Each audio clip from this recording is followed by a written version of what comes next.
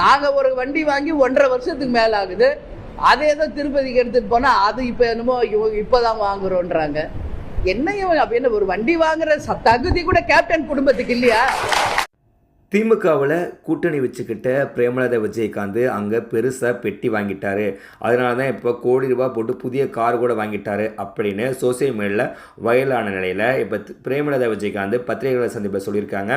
Captain குடும்பத்துக்கு ஒரு car வாங்குற யோக்கியதை கூட கிடையாதா? கொடுத்து செவந்த கை கேப்டனுடைய கை. அந்த குடும்பத்துக்கு ஒரு கார் வாங்குற தகுதி கூட இல்லையா? ஏன் இப்படிலாம் பேசுகிறீங்க? நாங்கள் யார்கிட்டையும் எதையும் வாங்கலை. இது நாங்கள் 1.5 வருஷத்துக்கு முன்னாடியே வாங்கின கார். இப்போ திருப்பதிக்கு போகிறதுக்காக நான் கிளம்பின போது எடுத்த போட்டோ அப்படின்னு பத்திரிகையாளர் சந்திப்பில் கொந்தளிச்சிருக்காங்க. என்னவோ எப்படியே போங்க. ஆனால் திமுகவை எதிர்த்துட்டு இருந்துட்டு இப்போ திமுகவோட கூட்டணி வச்சதுக்கு காரணம் என்ன? பெட்டி வாங்கின கதை தானே. பெட்டி வாங்கின கதை மட்டும் இல்லாமல் ராஜ்யசபா சீட்டையும் சேர்த்து வாங்கியிருக்காங்க. இதோ அவங்க பத்திரிகையாளர் சந்திப்பில் சொன்னது நீங்களே கேளுங்க. கொடுத்து சிவந்த கரத்துக்கு சொந்தக்காரர் கேப்டன்.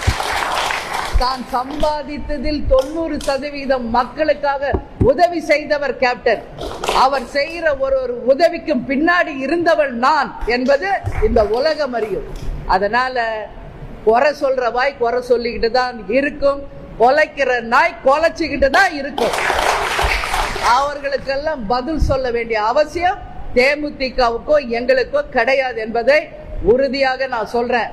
தேமுதிக 0.5% தர விட்டுருங்க. எங்களை ஏன் பேசுறீங்க தேமுதிக பத்தி?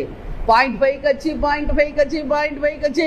இவங்களுக்கு எதுக்கு ராஜ்யசபா கொடுத்தாங்க? இவங்களுக்கு எதுக்கு எம்எல்ஏ சீட் இவ்வளவு கொடுக்குறாங்க? உங்களுக்கு தெரியுமா எவ்வளவு சீட் கொடுத்தது? யாருக்காவது தெரியுமா? ஒவ்வொரு விவாதத்திலும் ஒவ்வொரு யூடியூப்ல ஏன் அதை பத்தி விவாதிக்கிறீங்க? ஏன் விவாதிக்கிறீங்க? நான் இன்னைக்கு கேட்கிறேன். 0.5 கட்சி தானேப்பா? ஆமா 0.5 தான். விட்டுருங்க எங்களேன்ற. நான் ஏன் விவாதத்துக்கு கொண்டு வரீங்க? நான் கேட்கிறேன். ஒரு கார் வாங்குற தகுதி ஒரு கேப்டன் குடும்பத்துக்கு இல்லையா?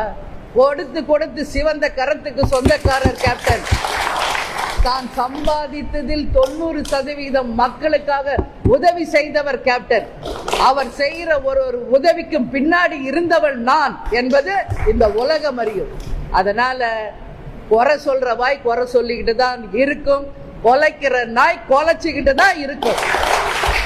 அவர்களுக்கெல்லாம் பதில் சொல்ல வேண்டிய அவசியம் தேமுதிகவுக்கோ எங்களுக்கோ கிடையாது என்பதை உறுதியாக நான் சொல்றேன்.